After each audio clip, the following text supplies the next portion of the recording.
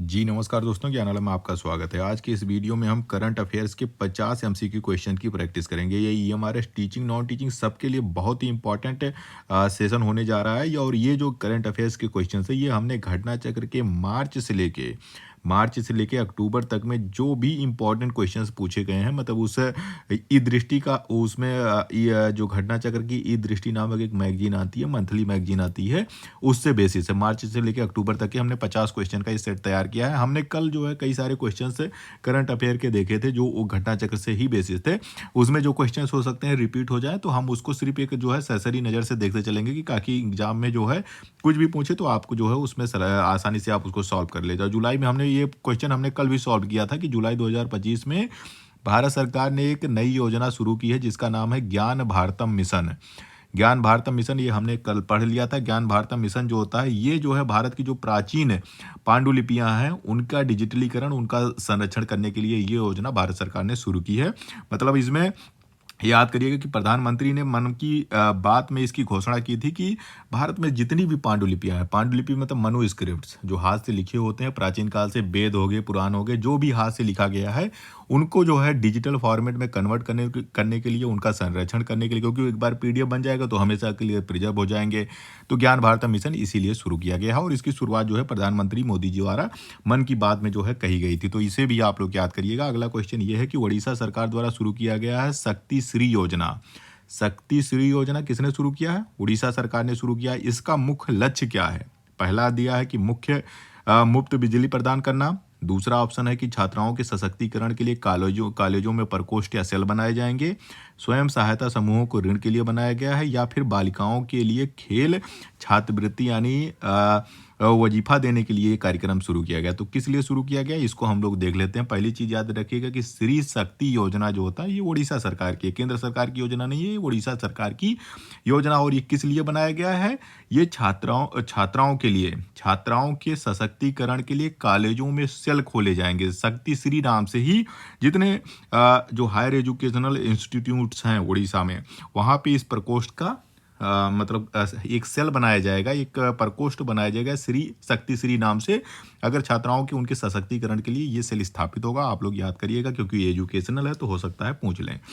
कर्नाटक ने देवदासी विधेयक 2025 बनाया है। देवदासी प्रथा जो है, मंदिरों में देवदासी बनने की, नृत्य करने की प्रथा है, जो भी कर्नाटक के इंपॉर्टेंट टेम्पल्स हैं वहाँ पे चलता है। तो कर्नाटक सरकार ने देवदासी विधेयक 2025 बनाया है, किस पुराने अधिनियम को निरस्त करेगा। ये नया बनाया गया, 25 में बना है, और ये जो पुराना अधिनियम है उसको ये निरस्त करेगा। कौन सा करेगा? ए ऑप्शन दिया है कि कर्नाटक देवदासी समर्पण पर प्रतिबंध अधिनियम 1982, या फिर कर्नाटक महिला संरक्षण अधिनियम 1990, देवदासी प्रथा उन्मूलन अधिनियम 1956, या कर्नाटक मंदिर प्रवेश अधिनियम 1947। तो ये जो नया अधिनियम बना है, ये जो 1982 में कर्नाटक देवदासी अधिनियम 1982 था, उसको रिप्लेस करेगा। कौन सा करेगा? कर्नाटक देवदासी विधेयक 2025 वाला कर देगा, उसको रिप्लेस कर दिया गया है, उन्होंने उसको नया कर दिया है। अब हम बात कर लेते हैं कि जून 2025 में महाराष्ट्र सरकार की अधिसूचना के अनुसार स्कूलों में तीसरी भाषा क्या होगी। त्रिभाषा फार्मूला आपकी एनईपी 2020 में आई गया है। अगर मतलब छोटे क्लासों के लिए यह है कि मातृभाषा रहेगी, हिंदी इंग्लिश रहेगा ही रहेगा। तो 3 भाषा का जो फार्मूला है वो महाराष्ट्र में लागू हो गया है। तो वो तीसरी भाषा क्या होगी वो आपसे पूछा जा रहा है। ए है मराठी, बी है अंग्रेजी, सी है हिंदी, या फिर डी है संस्कृत। तो क्या होना चाहिए हम देखते हैं इस पे। तो ज़्यादातर आप लोग क्या क्लिक करोगे? मराठी करोगे, लेकिन नहीं, मराठी नहीं है। जो तीसरी भाषा स्कूलों में चलेगी वो हिंदी है। मराठी तो उनकी चलती ही है। तीसरी भाषा उन्होंने हिंदी सेलेक्ट किया है। जो भी उनके स्कूल होंगे महाराष्ट्र में, उनमें हिंदी जो है तीसरी भाषा के रूप में पढ़ाया जाएगा। अब हम बात करते हैं कि जून 2025 में सीबीडीटी के अध्यक्ष के रूप में किसे फिर से नियुक्त किया गया है? जून में किया गया है, इंपॉर्टेंट है आपके लिए। तो सीबीडीटी का नया अध्यक्ष किसे बनाएगा? मतलब पहले वही थे, फिर उनको पुनः जो है उनको नियुक्त कर लिया गया है। ए है नितिन गुप्ता, बी है रवि अग्रवाल, सी है संगीता सिंह, या फिर प्रमोद चंद मोदी। तो क्या है, हम एक पे किसी पे क्लिक करके देख लेते हैं। रवि अग्रवाल को, इनको फिर से जो है सीबीडीटी का अध्यक्ष बना दिया गया। पहले भी थे, उनका जो है कार्यकाल बढ़ा दिया गया, दूसरे कार्यकाल के लिए उनको चुन लिया गया है।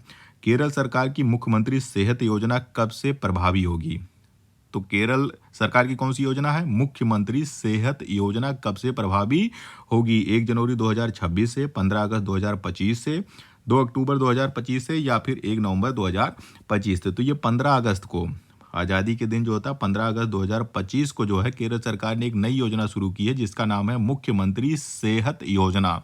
ये जो है शुरुआत हो गई 15 अगस्त 2025 से। अब हम बात करते हैं कि छत्तीसगढ़ लॉजिस्टिक नीति 2025 बनाई गई है।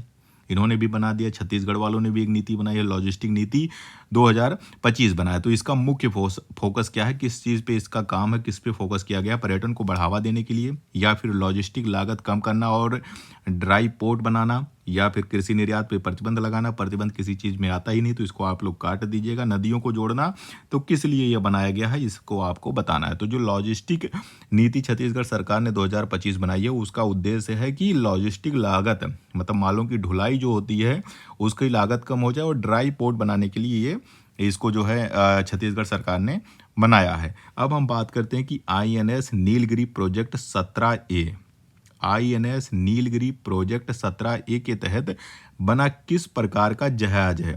मतलब INS जहाँ पे बे आ जाए आप समझिए कि वो कोई जहाज ही है, चाहे वो पनडुब्बी हो या फिर जो होता है परमाणु हथियार से लैस वाली कोई चीज़ हो। तो एक जहाज बनी है INS नीलगिरी जिसको नाम दिया गया प्रोजेक्ट 17A।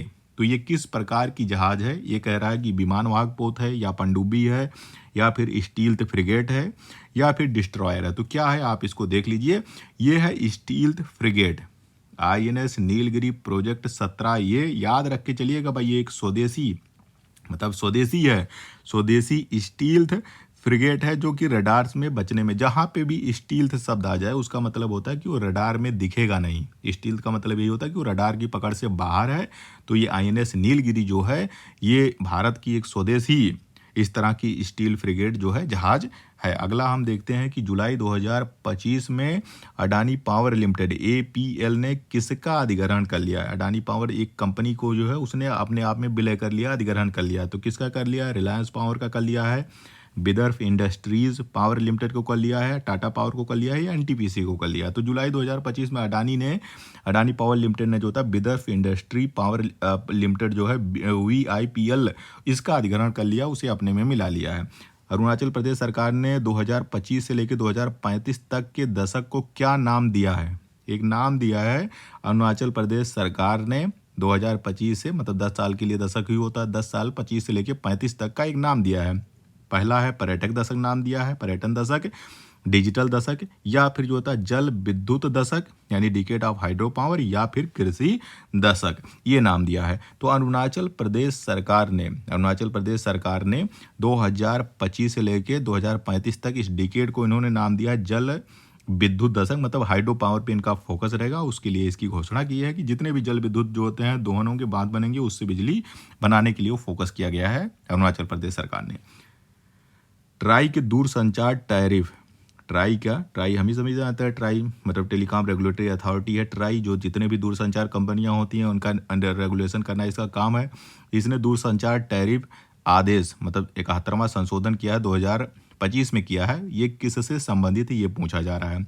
5G स्पेक्ट्रम नीलामी से संबंधित है, या फिर सार्वजनिक डेटा कार्यालयों ने PDO हेतु टैरिफ है, या फिर मोबाइल नंबर पोर्टेबिलिटी का शुल्क से संबंधित है, या फिर सैटेलाइट इंटरनेट नियम से जुड़ा हुआ। ट्राई का जो टैरिफ 71वां संशोधन आदेश हो किससे संबंधित है? ये संबंधित है सार्वजनिक डेटा कार्यालयों हेतु टैरिफ के लिए ये ट्राई ने अपना संशोधन किया है। 71वां जो है संशोधन इन्होंने किया है। छत्तीसगढ़ में एक और चीज़ आ गई छत्तीसगढ़ से, दुधारू पशु प्रदाय योजना इन्होंने शुरुआत की है। दुधारू पशु प्रदाय योजना का शुभारंभ छत्तीसगढ़ ने किया है। किस जिले से किया गया ये क्वेश्चन पूछा है? रायपुर से, बस्तर से, कोंडागांव से, या फिर दुर्ग से। तो कहाँ से इसकी शुरुआत हुई है? इसकी शुरुआत हुई है कोंडागांव से दुधारू पशु प्रदाय योजना छत्तीसगढ़ में शुरुआत इसकी की गई है। अब हम बात कर लेते हैं अगले क्वेश्चन पे। अगला क्वेश्चन है कि मध्य प्रदेश में लोक माता देवी अहिल्याबाई होलकर प्रशिक्षण कार्यक्रम योजना को कब स्वीकृति मिली? मध्य प्रदेश सरकार की योजना, जहाँ पे भी अहिल्याबाई होलकर नाम आ जाए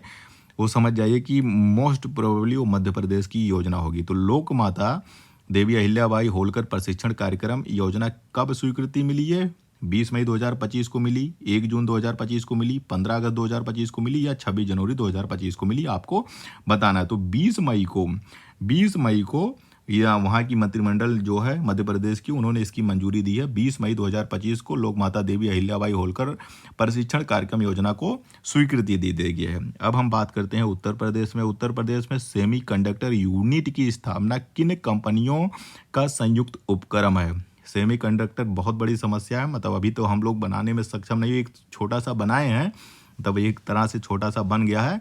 यूपी में भी एक सेमीकंडक्टर यूनिट बनाई जा रही है, ताकि जो भी चिप बनते हैं, सेमीकंडक्टर बनता है, उनका निर्माण हो जाए। तो कौन कौन मिलके बना रहा है? टाटा और एयरबस बना रहे हैं, एचसीएल या फॉक्सकॉन बना रहे हैं, वेदांता या फॉक्सकॉन बना रहे हैं, माइक्रोन या सैमसंग मिलके बना रहे हैं। तो कौन बना रहे हैं? एचसीएल और फॉक्सकॉन मिलकर। फॉक्सकॉन जो है विदेशी कंपनी है, एचसीएल अपने यहाँ की कंपनी है। तो फॉक्सकॉन और एचसीएल मिलके क्या बनाएंगे? सेमीकंडक्टर बनाएंगे, यूपी में बनाएंगे। अब हम बात करते हैं कि राष्ट्रीय बायो फाउंड्री नेटवर्क और बायो E3 चैलेंज का शुभारंभ कब किया गया?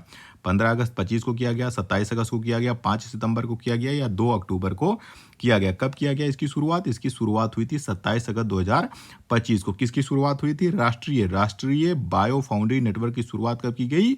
27 अगस्त 2025 में। डेट याद करके चलिएगा, कभी कभी डेट ये पूछते हैं तो आपको थोड़ा सा याद रहना चाहिए। किस बंदरगाह के 50 वर्ष पूरे होने पर एक स्मारक डाक टिकट जारी किया गया? एक ऐसा बंदरगाह है जो उसके चालू होने के 50 साल पूरे हो गया, और इसी खुशी में सरकार ने जो होता है एक डाक टिकट जारी किया, स्मारक डाक टिकट जारी किया है। वो कौन सा पोर्ट है?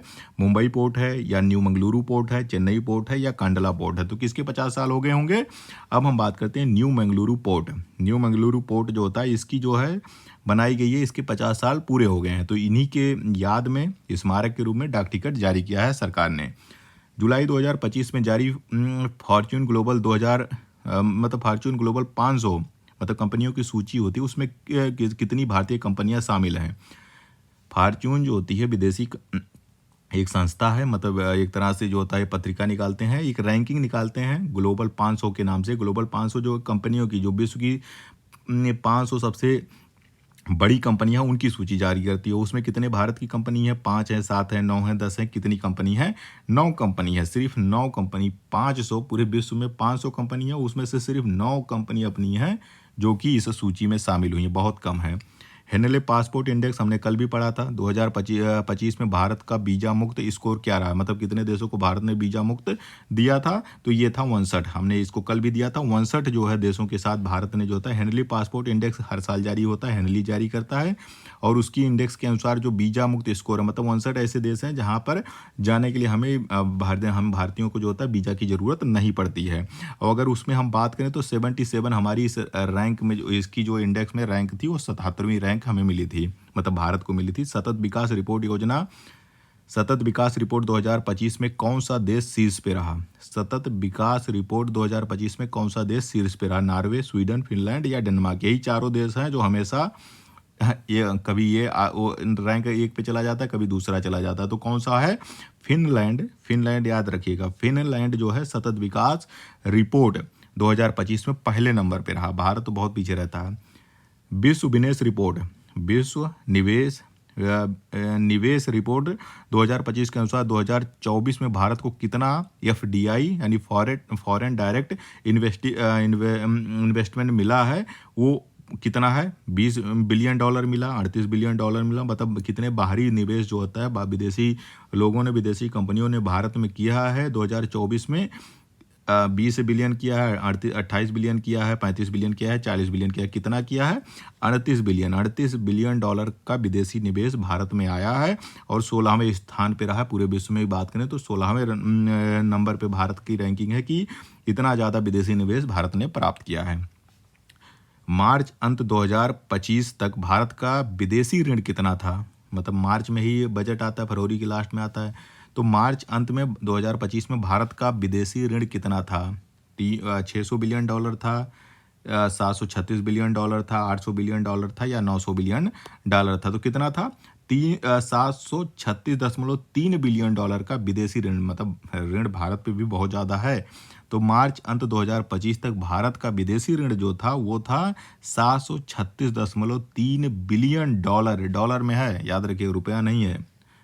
अब वैश्विक जलवायु वित्त रिपोर्ट 2025, वैश्विक जलवायु वित्त रिपोर्ट 2025 के अनुसार 2023 में वैश्विक जलवायु वित्त स्तर पर किस स्तर पे पहुंच गया था, कितने मतलब डॉलर पे पहुंच गया था। तो वैश्विक जलवायु वित्त रिपोर्ट 2025 के अनुसार 2023 में वैश्विक जलवायु वित्त जो है वो $1.9 ट्रिलियन का पहुंच गया था। $1.9 ट्रिलियन है। Times Higher Education Asia University ranking 2025 में प्रथम स्थान किस यूनिवर्सिटी को मिला है। एशिया यूनिवर्सिटी की रैंकिंग आती है, हर साल आती है, टाइम्स वाले जारी करते हैं। तो उसमें पहला स्थान किसको मिला है? सिंघुआ विश्वविद्यालय है चीन की। सिंघुआ विश्वविद्यालय, भारत का तो कुछ आता ही नहीं। सिंघुआ विश्वविद्यालय चीन का है जो एशिया यूनिवर्सिटी रैंकिंग 2025 को टॉप किया है। सिपरी रिपोर्ट देती है जो परमाणु हथियार होते हैं उसके संबंध में। सिपरी रिपोर्ट 2024 के अनुसार सैन्य खर्च के मामले में भारत का विश्व में कौन सा स्थान है, मतलब भारत सबसे ज़्यादा रुपया कौन खर्च करता है, मतलब कितना ज़्यादा खर्च करता है। तो भारत पांचवा ऐसा देश है पूरे विश्व में जो सबसे ज़्यादा खर्च करता है सेना पे। तो 5वें स्थान पे है खर्च करने के मामले में। वैश्विक नवाचार सूचकांक 2025 में भारत को कौन सा स्थान प्राप्त हुआ था? इनोवेशन इंडेक्स है 2025, इससे क्वेश्चन हर बार कभी ना कभी पूछ लेता है। तो 38वें स्थान पे है। ग्लोबल इनोवेशन इंडेक्स 2025 में भारत की रैंकिंग है 38वीं, और इसे जारी करता है बीपो, WIPO बीपो जारी करता है, हर साल जारी करता है। M3M Haroon India rich list 2025 के अनुसार सबसे अमीर भारतीय कौन है? अडानी है, अंबानी है, नादर हैं, या फिर जो होता है पुणे वाला है, कौन है? मुकेश अंबानी है। M3M Haroon India rich list जारी होती है हर साल, ये हरून वाले जारी करते हैं। तो मुकेश अंबानी सबसे अमीर व्यक्ति हैं भारत के। अगस्त 2025 में भारतीय वास्तुकला विज्ञान और वास्तुशास्त्र पर प्रदर्शनी का आयोजन कहाँ किया गया था? कोलंबो में किया गया था। अगस्त 2025 में भारतीय वास्तुकला विज्ञान और वास्तुशास्त्र पर एक प्रदर्शनी का आयोजन हुआ था कोलंबो में, श्रीलंका की राजधानी में आयोजन हुआ था। अजरबैजान और आर्मेनिया के बीच शांति समझौता हुआ है, कहाँ पे हुआ था? व्हाइट हाउस में ट्रंप ने जो है समझौता कराया था, किसके बीच में? अजरबैजान और आर्मेनिया के बीच में शांति समझौता हुआ है। ग्रीन और डिजिटल समुद्री गलियारों पे नेताओं का एक संवाद हुआ था, कहाँ पे हुआ था? मुंबई में हुआ था। ग्रीन और डिजिटल समुद्री गलियारों पे नेताओं ने एक संवाद किया था, कहाँ पे किया था? मुंबई में किया था। विश्व कृत्रिम बुद्धिमत्ता सम्मेलन WAIC आर्टिफिशियल इंटेलिजेंस पे एक सम्मेलन हुआ था, वो कहाँ हुआ था? ये हुआ था संघाई में, चीन में इसका आयोजन किया गया था। अमेरिकी राष्ट्रपति ने जीनियस अधिनियम पर हस्ताक्षर किया, किससे संबंधित है? अमेरिकी राष्ट्रपति कौन है? ट्रंप है। ट्रंप ने एक अधिनियम पर हस्ताक्षर किया जिसका नाम है जीनियस। वो किससे संबंधित है? वो संबंधित है स्टेबल क्वाइन विनियमन पे, स्थिर क्वाइन विनियमन के लिए जो होता है अमेरिकी राष्ट्रपति ने ये जो जीनियस अधिनियम है इस पे हस्ताक्षर किए हैं। अब हम बात करते हैं कि 10वीं क्वाड विदेश मंत्रियों की बैठक हुई 2025 में। क्वाड है 4 देशों का एक समूह है, इनकी विदेश मंत्री की 10वीं बैठक हुई थी, कहाँ पे हुई थी?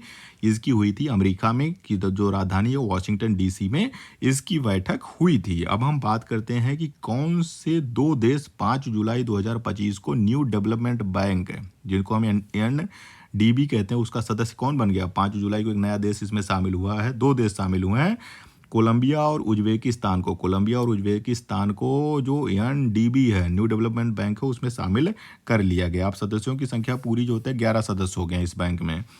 अब बात करते हैं वियतनाम ब्रिक्स का कौन सा साझेदार देश बना? ब्रिक्स के साथ एक वियतनाम जो होता है एक साझेदार देश बना है, तो कौन सा ये साझेदारी बने, मतलब कितने देश हो गए हैं इसमें हो गए अब 10 सदस्य हो गए ब्रिक्स में।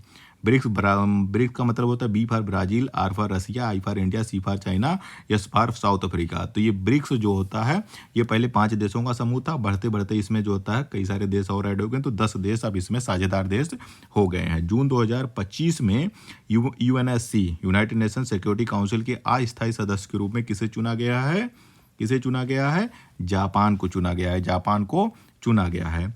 अब CAC 48वीं बैठक में भारत को किन उत्पादों के मानक निर्धारण के लिए सह अध्यक्ष नामित किया गया है? तो ताज़ा हल्दी और ताज़ा ब्रोकली का मानक मतलब स्टैंडर्ड स्थापित होगा, उसमें भारत को भी अध्यक्ष के रूप में नॉमिनेट किया गया है। आर्टेमिस समझौते पर हस्ताक्षर करने वाला, आर्टेमिस एक समझौता है जिसपे 54 देश जो है हस्ताक्षर कर चुके हैं। अभी एक और नया देश हस्ताक्षर किया, वो देश का नाम है बांग्लादेश। बांग्लादेश ने नासा के साथ समझौता किया है, आर्टेमिस समझौता है, जिसमें अब कुल देशों की संख्या हो गई 54। जयपुर में शुरू की गई पायलट परियोजना में किस तकनीक का उपयोग किया गया? एक पायलट परियोजना शुरू की गई है जयपुर में, तो क्या यूज हुआ था उसमें? उसमें हुआ था एआई, आर्टिफिशियल इंटेलिजेंस के साथ ड्रोन आधारित क्लाउड सीडिंग की गई है। अभी दिल्ली में कई बार प्रयास किया गया क्लाउड सीडिंग के लिए। इस ठंडी के मौसम में जो होता है वहाँ पे जो होता है स्मॉग की समस्या बढ़ जाती है, पॉल्यूशन की समस्या बढ़ जाती है, AQI जो होता है एयर क्वालिटी इंडेक्स वो बढ़ जाता है। तो एक एआई आर्टिफिशियल ड्रोन से जो होता है क्लाउड सीडिंग के लिए प्रयास किया गया है। कहाँ पे किया गया है? जयपुर में किया गया, पायलट प्रोजेक्ट के रूप में। तुर्की जब ऑपरेशन सिंदूर हुआ था तो इसने किसका साथ दिया था? पाकिस्तान का साथ दिया था, वही तुर्की है। तुर्की द्वारा प्रदर्शित गैजप क्या है? गैजप क्या है? वो उसी को देने वाला है, एक शक्तिशाली पारंपरिक हवाई बम है जो मतलब गैर परमाणु बम है, जिसका नाम है गैजप, और पाकिस्तान को देने की बात चली, इसलिए जो था न्यूज़ में चल रहा था। DRDO द्वारा प्रशिक्षण की गई मिसाइल, चलिए उन्होंने जो होता तुर्की वालों ने पाकिस्तान को दे रहे हैं, गैजप दे रहे हैं, तो ये फिर DRDO क्यों रहे? And development research and development organisation DRDO ने एक परीक्षण किया है किस मिसाइल का? ULPGM-B3 को लॉन्च किया गया। कहाँ से लॉन्च हुआ था? पनडुब्बी से हुआ था, मानव रहित हवाई वाहन से यानी UAV से हुआ था, टैंक से हुआ था, या हेलीकॉप्टर से हुआ था? किससे हुआ था? ये UAV से इसको लॉन्च किया था। किसने? DRDO ने। मानव रहित हवाई विमान जिसको हम कहते हैं UAV, अनमैन्ड व्हीकल कहा जाता है, इसको लॉन्च किया। कौन सा परीक्षण किया था? ULPGM-B3 वर्जन 3 जो है DRDO ने लॉन्च किया था। भारतीय तटरक्षक बल के किस तटरक्षक बल के लिए जो होता है next generation offshore patrol vessel का निर्माण कौन कर रहा है? भारतीय तटरक्षक बल के लिए एक नेक्स्ट जनरेशन जो है ऑफशोर पेट्रोल वेसल यानी जहाज बनाई जा रही। कौन बना जा रहा है? कोचीन शिपयार्ड बना रही है, मझगांव डॉक्स शिप बिल्डर बना रही है, गार्डन रिच शिप बिल्डर बना रहे हैं, या LNT वाले बना रहे हैं? कौन बना रहा है? मझगांव डॉक शिप बिल्डर वाले जो है भारतीय तटरक्षक बल के लिए ये ऑफशोर पेट्रोल वेसल बना रहे हैं। स्पेडेक्स मिशन की दूसरी डॉकिंग कहाँ संपन्न हुई? कब संपन्न हुई? 20 अप्रैल 2025 में। 20 अप्रैल इसरो ने दूसरी डॉकिंग जो है सफलतापूर्वक किया। इसरो ये करता है। स्पेडेक्स मिशन की दूसरी डॉकिंग कब संपन्न हुई थी? 20 अप्रैल 2025 में। नासा का सूर्य AI मॉडल किस क्षेत्र के लिए डिजाइन किया गया? सूर्य AI मॉडल किसके लिए किया गया? ये अंतरिक्ष मौसम की भविष्यवाणी के लिए, मौसम विज्ञान के लिए, वेदर के लिए, सौर तूफानों के लिए, अंतरिक्ष में मौसम के पूर्वानुमान के लिए नासा ने सूर्य AI मॉडल को डिजाइन किया है। अब हम बात करते हैं DRDO ने IRSA सॉफ्टवेयर मानक के किस क्षेत्र के लिए अनुमोदित किया है? किसके लिए IRSA सॉफ्टवेयर बनाया है? सैन्य संचार के लिए। सैन्य संचार के लिए, सैनिकों में आपस में संचार की, भारत सरकार की मतलब भारत आत्मनिर्भर बन जाए, तकनीक उत्कृष्ट हो जाए, क्योंकि भाई हैक उस समय बहुत होते हैं, इंटरसेप्ट कर लिए जाते हैं कि क्या बात चल रही है। जो भी विदेशी शत्रु देश होते हैं वो इंटरसेप्ट करते हैं। तो ये भारत का अपना मतलब एक आत्मनिर्भर तकनीक है, स्वदेशी तकनीक है जो DRDO ने बनाया है। किसके लिए? सैन्य संचार के लिए बनाया है। भारतीय सेना द्वारा शामिल की गई सक्षम प्रणाली क्या है? भारतीय सेना की सक्षम प्रणाली क्या है? काउंटर ड्रोन प्रणाली है, क्योंकि जो ऑपरेशन सिंदूर हुआ था उस समय बहुत सारे ड्रोन हमले हो रहे थे। चाइना में ड्रोन आ गए थे जो शादी ब्याह में चलते थे, उससे ड्रोन हमले होते थे। तो भारत ने एक प्रणाली बनाई है सक्षम, जो काउंटर ड्रोन प्रणाली है। अगर कोई भी ड्रोन आ जाएगा तो उसको मार के गिरा देगा। 336 डिग्री निगरानी के लिए और ड्रोन को बेसर करने के लिए सक्षम प्रणाली भारतीय सेना ने इसको शामिल किया है। लास कबोस ओपन 2025 का पुरुष एकल खिताब किसने जीता? लास कबोस ओपन 2025 का खिताब किसने जीता? डेनिस सपोवालो ने जो है ये खिताब, कनाडाई खिलाड़ी हैं डेनिस, इन्होंने जीता है। वीनस विलियम्स टूर स्तरीय एकल मैच जीतने वाली कौन सी सबसे उम्रदराज महिला बनी है? वीनस विलियम्स सबसे खेल रही है, पता नहीं कब से खेल रही है, तो ये दूसरी महिला हो गई जो सबसे उम्रदराज महिला है जो टूर स्तरीय एकल मैच जीती हैं। Badminton Asia junior junior championship 2025 में मिश्रित टीम का स्वर्ण किसने जीता था? चीन ने जीता था। बैडमिंटन एशिया जूनियर चैंपियनशिप 2025 का जो मिश्रित टीम इवेंट हुआ था उसका जो गोल्ड मेडल था वो चाइना वालों को मिला था।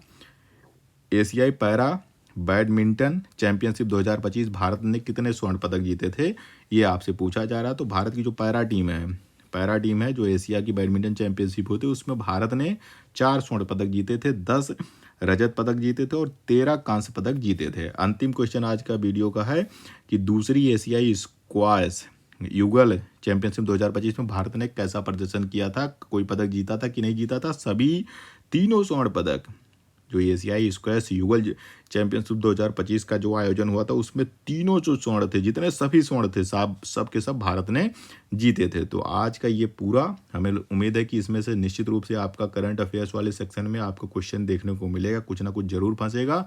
अब और अगर ये वीडियो आप लोगों को अच्छा लगे तो ज़रूर आप लोग जो है कमेंट करके हमें बताइएगा।